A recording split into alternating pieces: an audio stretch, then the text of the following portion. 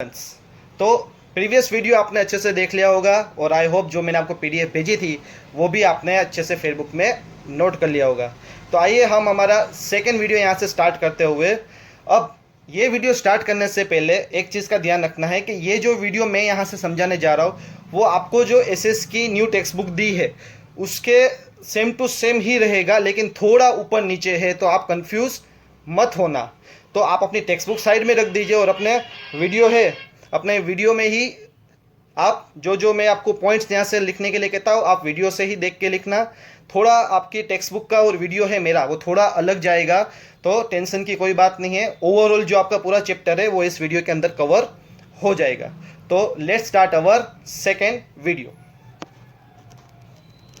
आज हम इस चैप्टर के अंदर समझेंगे कि हिस्ट्री है वो किन किन सोर्स के थ्रू समझी जा सकती है। अभी आप स्क्रीन के ऊपर आपको एक इमेज दिख रही है, इसके अंदर अगर आपको क्लियर नहीं है तो आपके पास अगर टेक्स्ट बुक हो तो टेक्स्ट बुक में देख सकते हैं सेम इमेजेस है। मैं इसको थोड़ी जूम भी कर देता हूँ जिससे कि आपको इजीली दिखे कि क्या है। इसके अंदर आपको पोर्ट्स दिखेंगे, पिक्चर्स दिखेंगे, आपको थोड़े वेपन्स दिखेंगे अलग अलग तरह के इसके अंदर। फिर देखिए मिट्टी के बर्तन है, यहाँ पे आपको स्टैम्प देखने मिलेगा। तो ये सब हम क्या बोलेंगे इसको कि सोर्सेस है ये अलग अलग तरह के पहले के टाइम के। अभी ये स्टैम्प्स है वो आपने ऐसे तो देखे नहीं, क्योंकि पहले क्या था पोस्ट सिस्टम होती थी, तो लेटर पोस्ट करने के टाइम पे उसके ऊपर स्टैम्प लगाया जाता था। तो काफ़ी रेयर स्टैम्प्स भी होते हैं जिनकी काफ़ी वैल्यूज़ होती है। फिर वेपन्स होते हैं। अभी तो क्या है कोई भी छुरी भी चाहिए तो आपको बाहर जाके रेडीमेड छुरी मिल जाती है। पहले के टाइम पे क्या होता था कि वो लोग बोन्स हड्डियों से वेपन्स बनाते या स्टोन से वेपन्स बनाते, तो उसके थ्रू भी आइडिया लगा सकते थे कि लगाने वाले कि कितने साल पुराना है और ये चीज़ किस चीज़ में काम आती थी। फिर देखिए बर्तन बताए हुए हैं, फिर पेंटिंग की गई है, फिर एक तरह का ये आप कॉइन बोल दो उस टाइम पे चलने वाली करेंसी आप कह सकते हैं। तो काफ़ी चीज़ें यहाँ पे बताई गई है। इसके अलावा भी अगर हम अभी की बात करते हैं तो आपके घर पर न्यूज़पेपर जो आता है, न्यूज़पेपर के अंदर भी काफ़ी ऐसी हिस्ट्री के बारे में कहाँ क्या हुआ उसके बारे में लिखा हुआ होता है। तो वो आपका एक सोर्स बनता है। आपको नॉलेज मिलने का सोर्स क्या है तो कि न्यूज़पेपर, आपने न्यूज़पेपर में ये चीज़ पढ़ी है तो वो आपका सोर्स बना। तो इसी तरह से हम ये चैप्टर कंटिन्यू करते हुए आगे देखेंगे। अब यहाँ पे देख सकते हैं first line, early in the morning you receive a newspaper which makes you aware of the daily events and incident। अभी यहाँ पे आपको क्या कहा है कि जब सुबह हम उठते हैं, अर्ली इन द मॉर्निंग, सुबह जल्दी सुबह, यू रिसीव अ न्यूज़पेपर। काफ़ी लोगों के घर पे न्यूज़पेपर आते हैं, सुबह सुबह हैबिट्स होती है पापा को या ग्रैंडफादर को पढ़ने के लिए, तो घर पे न्यूज़पेपर आता है। विच मेक्स यू अवेयर, वो उनको अवेयर करता है किस चीज़ के, तो कि डेली इवेंट्स एंड इंसिडेंट्स। उसमें क्या होता है कि रोज़ क्या हुआ, कल क्या हुआ, सबकी न्यूज़ उसके अंदर होती है कि अभी मानसून की सीज़न चल रही है तो कहाँ कितना बारिश हुआ वो भी उसके अंदर स्पेसिफाई किया हुआ होता है।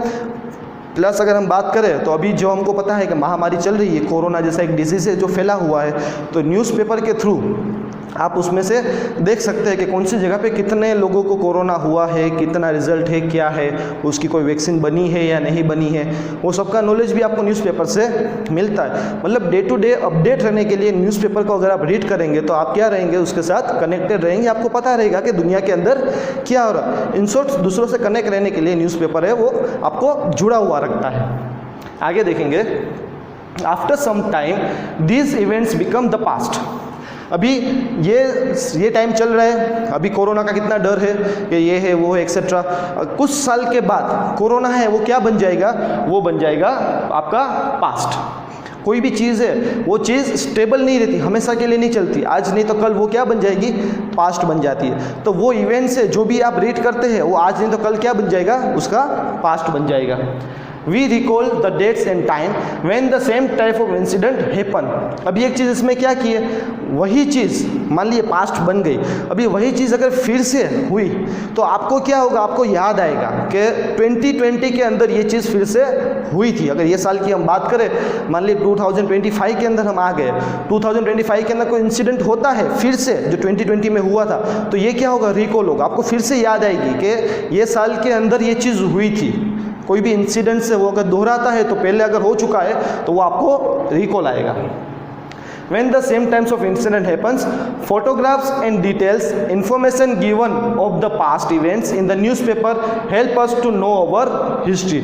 अभी हिस्ट्री को जानने के लिए फोटोग्राफ्स और उसकी डिटेल जो इन्फॉर्मेशन दी जाती है उसको देखकर और उसको समझकर आपको उसके बारे में जो जो इन्फॉर्मेशन है वो आपको उसके थ्रू इजीली मिल जाती है. In the above painting, you can see a stem, an idol, a shield, a utensil, vessel, and various other tools. जैसे कि स्टार्टिंग में मैंने आपको जो पिक्चर दिखा दी थी उसके अंदर इन्होंने ये सब चीज़ें हैं जो आपको दिखाई हुई है. We come to know history through such sources. It is necessary to have knowledge of the past and to know and understand the present situation. अभी आपको यहाँ का क्या कहा है कि we come to know history through such sources. ये ऊपर जो आपको नाम दिए हैं आइडल से, स्टेम से, ये सब के थ्रू हमको उनकी हिस्ट्री के बारे में पता चलेगा. तो ये सबको हम क्या नाम देंगे? सोर्सेज. यस, इन सबको हम बोलेंगे सोर्सेज, क्योंकि इनके वजह से हमको पता चलेगा कि ये कितने साल पुराने हैं, क्या यूज़ में आते थे, किस तरह से यूज़ में आते थे, वो आपको पता चलेगा.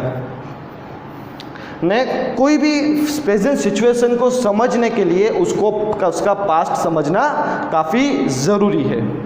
We know history of thousands of years from old or ancient building, forts, temples, stepwells and other sites. अभी आपको यहाँ पे क्या बात की गई है कि we know history of thousands of years. अभी हमको thousands of years पहले की history उसको हम कैसे, तो कि फॉर एंशियंट बिल्डिंग, पुरानी बिल्डिंग है, फोर्ट्स है, टेम्पल्स है, फिर स्टेपवेल्स है. स्टेपवेल्स आपको पता होगा कुएं होते हैं जिसके अंदर सीढ़ी होती है, अंदर उतरने के लिए स्टेपवेल्स होते हैं. फिर अदर साइड से, उसके बाद अदर साइड तो काफ़ी और दूसरी चीज़ें भी है जो आपको आइडिया होगा. इसके अलावा कि सर ये चीज़ भी हो सकती है जिसकी वजह से हमको पता चले. अभी देखिए आपके सामने एक पॉइंट लिखा हुआ है कि वी कलेक्टिंग आर्टिकल्स. हम क्या कलेक्ट करते हैं? आर्टिकल्स. अभी आर्टिकल्स आपको पता है क्या आता है? न्यूज़पेपर है या कोई बुक है या मैगजीन, उसके बारे में कोई छोटी सी चीज़ वहाँ पे डिफाइन की हुई है, लिखी हुई है, उसको हम बोलेंगे आर्टिकल्स. तो वी कलेक्टिंग आर्टिकल्स, बहुत से लोगों को ये हैबिट्स होती है आर्टिकल्स की. फोटोग्राफ्स है, पिक्चर्स है, पेंटिंग है, वी गैदर हिस्टोरिकल इन्फॉर्मेशन. अभी बहुत सौ की हैबिट होती है ये सब चीज़ों के कलेक्ट करने के. आर्टिकल्स कलेक्ट करते हैं, फोटोग्राफ्स, पुराने इंसिडेंट्स हो जाते हैं उनके फोटोग्राफ्स कलेक्ट करते हैं, फिर पिक्चर्स ऑफ पेंटिंग, ये सब चीज़ों का कलेक्शन करते हैं जिससे कि आने वाली नेक्स्ट जनरेशन को भी पता चले कि ये चीज़ें हुई थी, ये टाइम पे हुई थी. उसको फॉर न्यू जनरेशन के लिए भी रखते हैं और फॉर शौक के लिए भी लोग इसको जमा करते हैं.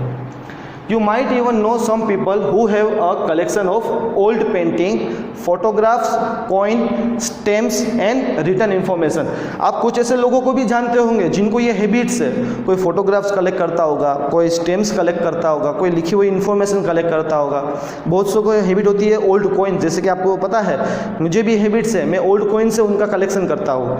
तो ये क्या होता है, एक शौक के हिसाब से भी कलेक्ट करते हैं, फॉर नॉलेज के लिए भी लोग ये काम करते हैं, बेचने के लिए भी करते हैं, क्योंकि जो पुरानी चीज़ें हैं ना वो काफ़ी रेयर होती है, वो काफ़ी एक्सपेंसिव भी होती है. तो इस वजह से भी लोग हैं वो उसका कलेक्शन करते हैं, उसको एक जगह पर पूरा इकट्ठा करते हैं ताकि इन फ्यूचर लोगों को दिखा सके कि ये टाइम पे ये चीज़ें अवेलेबल हुआ करती थी. This treasure of information was passed on to us by earlier generation. In December 2000, most of the newspaper had published various articles with photographs on the incident and events of the 20th century, which become famous as the Millennium Gallery. अभी यहाँ आपको देखिए treasure word use किया. Treasure यानी खजाना. यहाँ किस खजाने की बात हो रही है? तो कि जो आप कलेक्शन कर रहे हो, पुरानी चीज़ों का जो आप कलेक्शन करते हो ना, वो एक तरह से खजाना ही है. जैसे मैंने आपको बोला ना कि पुरानी चीज़ें वो कैसी होती है, तो कि बहुत एक्सपेंसिव होती है, काफ़ी महंगी भी होती है. तो आज नहीं तो कल उसकी वैल्यू है वो काफ़ी गुना बढ़ जाएगी. अगर समझो 1 रुपये का भी कॉइन है कुछ साल पहले का, तो उसकी वैल्यू है वो 1 रुपये से काफ़ी ज़्यादा हो जाती है, क्योंकि ये पुराना है, हिस्ट्री हो गई है, इसके वजह से उसकी वैल्यू है वो काफ़ी बढ़ जाती है. अभी एक IMP नोट आ रहा है, आप अपने फेसबुक और पेन आपको साथ में ही रखना है. आपको यहाँ से वो लिखना है, एक मिलेनियम गैलरी का डेफिनेशन दिया हुआ है, ये आपको एक क्वेश्चन आंसर के अंदर भी आएगा, तो खास इसको IMP नोट करके बनाइए आप. इन दिसंबर 2000 के अंदर लिखा हुआ है, most of the newspaper had publish various articles. अलग अलग तरह के आर्टिकल्स है जो उन्होंने पब्लिश किए थे with photographs on the incidents and events of the 20th century. 20th century के इवेंट के ऊपर इन्होंने फोटोग्राफ्स के आर्टिकल के साथ उन्होंने पब्लिश किया था। अभी ये जो पब्लिश किया हुआ था वो उसको फेमस क्या नाम दिया गया, मिलेनियम गैलरी। तो ये आपको आज के चैप्टर की हमारी सबसे पहली नोट बनेगी, तो आपकी बुक के अंदर इसको आप सेव लिख लीजिए, वीडियो को पॉज करके आप ये नोट अपने अंदर कर लीजिए जी।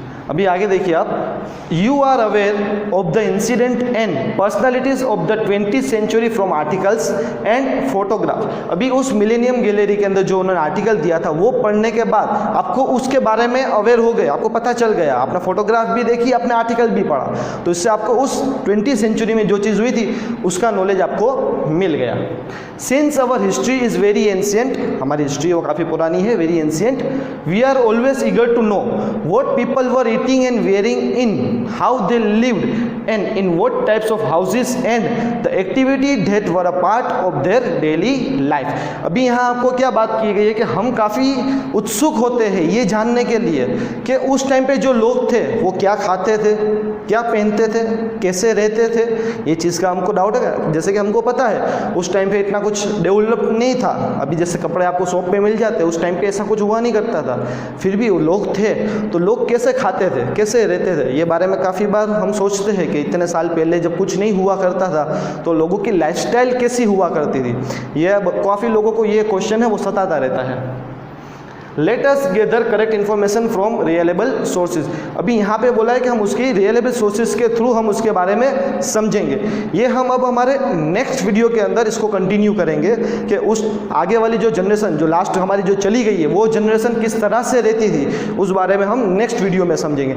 आई होप ये फर्स्ट जो वीडियो हमारे एसएस का था वो आपको अच्छे से समझ में आ गया होगा। एनी डाउट अगर आपको आता है तो आप मुझे कभी भी पूछ सकते हैं। अब इस वीडियो के रिलेटेड में कुछ PDF है वो आपको हम सेंड करेंगे, आपको वो PDF का वर्क आपको घर पर करना है अपनी फेयर बुक के अंदर, और जब तक आपका नेक्स्ट वीडियो नहीं आता है आपको वही आपको प्रिपरेशन के फॉर्म में रखना है। घर पे रहिए, सेफ रहिए और अपनी स्टडी कंटिन्यू रखिए। मिलते हैं अपने नेक्स्ट वीडियो में। Thank you.